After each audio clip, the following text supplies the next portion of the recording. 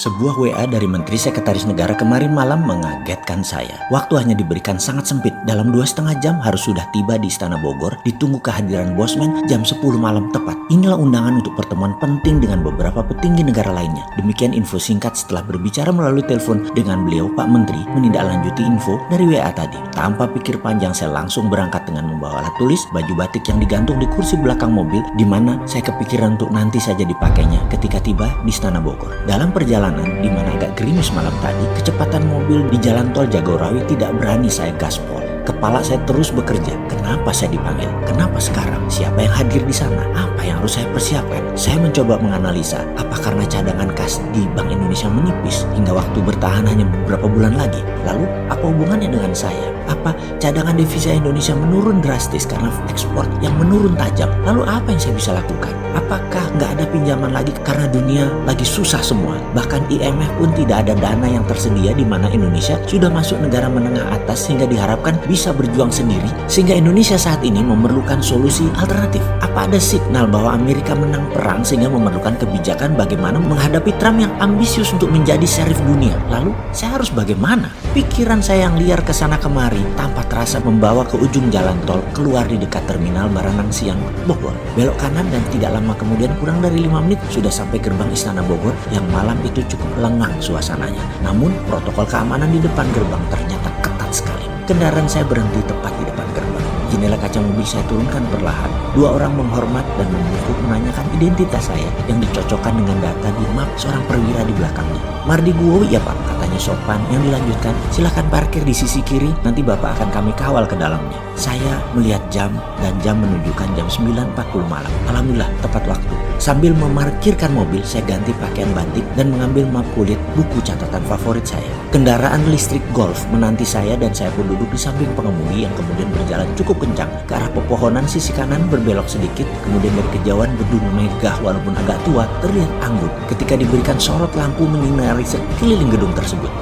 Ini dalamnya Istana Bogor itu ya, demikian gumam saya dalam hati. Kendaraan listrik berhenti di posisi agak ujung, lalu 2 orang pria menggunakan batik menghormat singkat kepada saya sambil mengulurkan tangannya menunjukkan saya harus menaiki anak tangga di depannya, dan satu lagi temannya mendahului langkah saya mengarahkan kemana jalan yang harus saya tuju. Jajaran kursi antik dan meja di ruang pendopo terlihat sepi. Kemudian diarahkan saya ke belakang, ruangan yang ada 2 penjaga di pintunya dengan pintu tinggi warna putih. Pintu 2 daun. Agaknya ruang meeting utama ini menurut perkiraan saya waktu itu. Ternyata saya tidak dibawa ke sana, tapi terus ke kanan, lorong agak panjang menuju satu ruangan tamu agak kecil jika dibandingkan ruang pendopo di depan tadi. Saya diperintahkan duduk, namun belum saya duduk ada suara memanggil nama saya. Pak Mardiwowi. Saya pun membalik badan dan ada 2 orang yang posisinya terhormat di negeri ini menghampiri saya, Pak Pratikno dan Pak Pramono Anung. Saya pun membalik badan, kedua telapak tangan saya rapatkan menghormat kedua tuan rumah tersebut dalam protokol COVID, di mana sejak tadi saya menggunakan face shield dan masker yang kemudian di belakang keduanya tanpa seorang dokter langsung mengecek suhu saya dan beberapa pertanyaan standar protokol COVID yang kemudian saya pun mencopot semuanya ketika dikatakan clear. Masker dan face shield saya lepas. Kemudian Pak Pratikno dengan santun berkata, "Terima kasih, pesan saya dijawab cepat dengan kehadiran Pak Mardigu di sini." Yang saya jawab cepat sambil setengah menunduk. "Oh nggih, siap Pak Menteri." "Oh iya, maaf, ada apa ya? Kok orang seperti saya yang jauh dari kepantasan diperintah datang ke Istana Bogor?" Pertanyaan saya tidak dijawab oleh Pak Pratikno, juga tidak dijawab oleh Pak Pramono Anung. Lalu Pak Pramono Anung berkata dengan perlahan, "Nanti di dalam saja semua penjelasannya." Sambil dirinya memerintahkan saya mengikuti dirinya berjalan. "Silakan Pak Mardigu," katanya sambil berjalan, yang saya ikuti dengan segera. Kemudian kami berjalan ke arah ruangan yang tadi saya lewati, dan kali ini pintu telah separuh terbuka. Pak Pratikno mendahului masuk dan saya pun mengikutinya. Cireng! Kehadiran kami menjadi perhatian beberapa pejabat yang duduk di meja meeting panjang, di mana posisi ujungnya ada Pak Presiden Jokowi, di kiri kanannya ada Panglima TNI, ada Kapolri, Ketua DPR, Ketua MPR, Gubernur Bank Indonesia, Ketua BPK, yang kemudian kami saling salam ala protokol COVID, dan mereka pun mempersilahkan saya duduk di samping Pak Pratikno. Kami bersepuluh, di mana kemudian Pak Presiden memerintahkan yang lain, kecuali yang berada di meja meeting ini, untuk keluar ruangan. Semua ini membuat saya tegang sekali karena tidak tahu apa yang akan terjadi. Begini, saya langsung saja. Demikian Pak Presiden mengawali percakapan malam ini dengan nada seperti dirinya lakukan yang banyak kita kenal, mengeja perlahan kata per kata. "Mas Mardigu, terima kasih atas kehadirannya. Kami mengundang semua yang hadir di ruangan ini dengan pemberitahuan sangat terbatas dan semuanya sama. Hanya kami putuskan tadi sangat cepat, yaitu jam 7.30-an malam, untuk kehadiran jam 10 malam ini di ruangan ini. Semua tidak ada yang tahu agenda apa yang akan kita bicarakan kecuali saya dan Pak Pratikno. Suasana hening dan terlihat ekspresi wajah lainnya sama seperti saya, bertanya-tanya.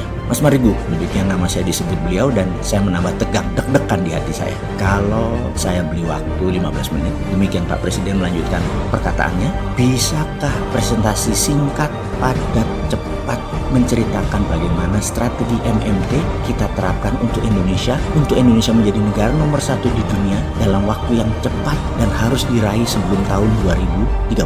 Di mana demikian Pak Presiden berkata dengan jeda panjang sebelum dilanjutkan. Di masa pandemik ini dan di tahun depan, Indonesia sudah bisa meningkat ekonominya dan kedaulatannya 2 kali lipat dari saat ini. Saya tarik nafas panjang dan dalam yang disaksikan 9 orang yang terhormat di negeri ini. Wajah mereka menunjukkan pandangan aneh menurut saya. Karena mungkin di kepala mereka 15 menit waktu yang singkat untuk presentasi. Apa bisa? Saya tanpa basa-basi setelah membuka dengan salam, saya menyatakan, insya Allah bisa Pak Presiden. Kemudian beliau pun tanpa membuang waktu mengatakan, silakan jelaskan kepada kami. Saya pun langsung memulai dengan bercerita. Kalau Tiongkok punya 2 standar mata uang renminbi dan yuan 30 tahunan yang lalu, sekarang sudah 1 nilainya. Lalu ketika perang dagang memuncak, renminbi menerbitkan e-renminbi. Ini adalah strategi baru menerbitkan mata uang di era digital. Mereka lakukan persis seperti 30 tahunan yang lalu, hanya kali ini digital currency.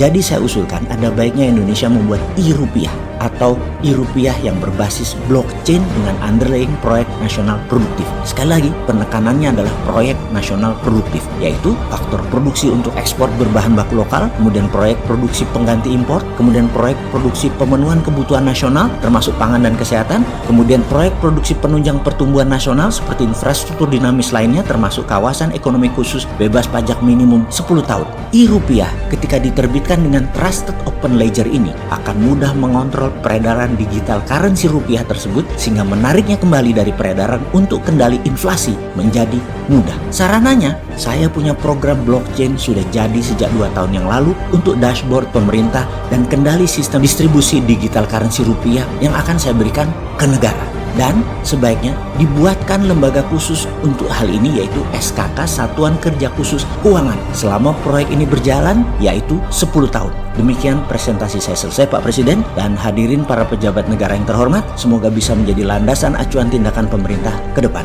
Tampak yang hadir semuanya diam menunggu reaksi Pak Presiden. Pak Presiden pun diam, berpikir dalam. Dalam hati saya berkata, kalau presentasi ini diterima, inilah moment of greatness. Sebuah meeting rahasia yang akan merubah jalan kehidupan berbangsa dan bernegara Indonesia ke depannya. Sengitnya dunia akan menekan Indonesia. Langkah Indonesia harus cepat dan tidak terbaca. Tahu-tahu Indonesia sudah menjadi negara besar dalam 2 tahun di awalnya saja. Tak lama azan terdengar keras yang saya lamat-lamat berkata dalam hati, loh kok sudah azan? Dan saya pun tersadar diri, ini azan subuh yang mengingatkan saya akan kewajiban serta menyadarkan posisi saya untuk bangun dari dunia mimpi tadi dalam rapat rahasia yang akan merubah negara Indonesia.